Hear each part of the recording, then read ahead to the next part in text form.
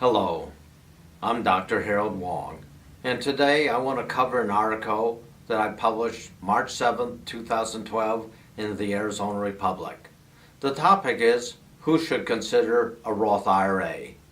A Roth IRA came into the tax law around 1998, and basically it has some interesting attributes, and I'm going to cover them in our discussion today. But let's talk about how you have a Roth IRA. There's two ways of doing it. One, you can contribute. Today, in 2012, it's about $5,000 a year you can contribute out of your earned income. And if you're age 50 or above, you can contribute an extra $1,000. But that's not really the way you get a large amount into the Roth IRA.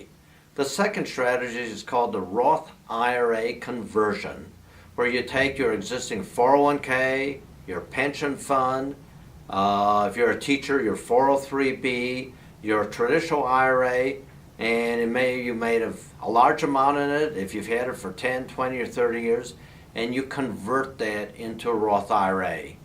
And basically, when you convert it to a Roth IRA, what you do is it becomes taxable income.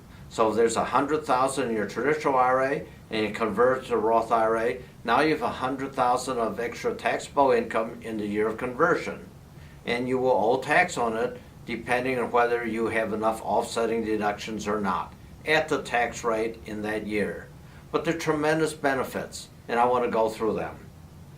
First of all, to decide whether you want to convert to Roth IRA or not, do you believe that tax rates will go up or go down in the future?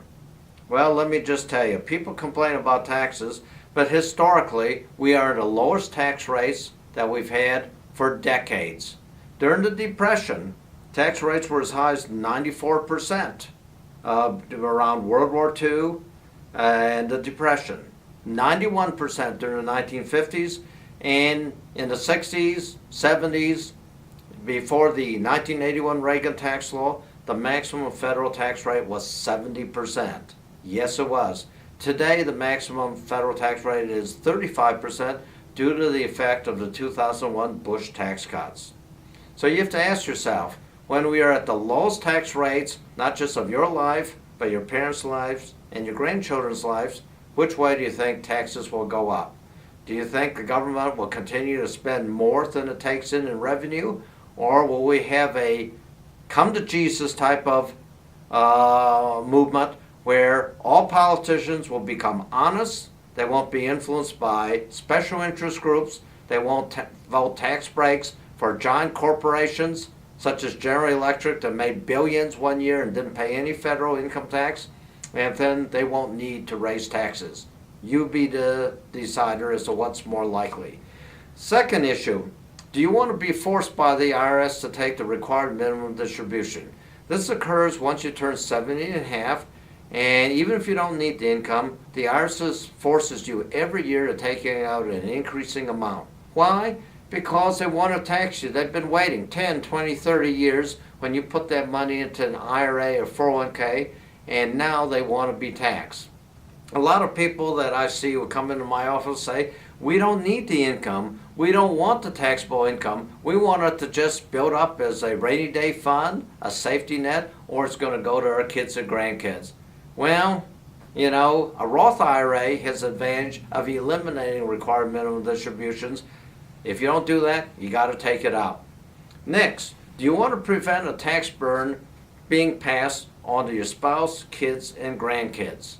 The benefit of a Roth IRA is that if you fulfill two technical rules, such as you don't take income out until you're 59 and a half, and the money's there for at least 5 years from the time you open your first Roth IRA, no income tax, no matter how much you earn.